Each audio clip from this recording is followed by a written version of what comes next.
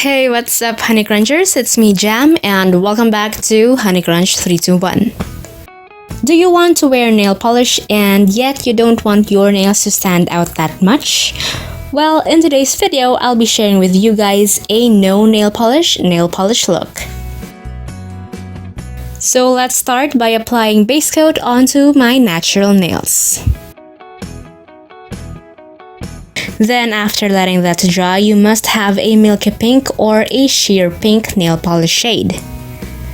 I use this shade Sweet as Candy by Essence. And I'm only applying one coat.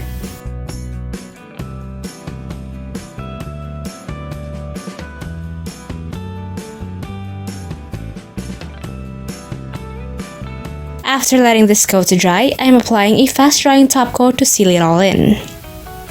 It's completely up to you if you want to have a matte finish or a glossy finish. And there you have it. If you guys enjoyed today's video, don't forget to hit like, share this video to your awesome friends, and subscribe. Follow me on Instagram and on Facebook to get the latest updates and more.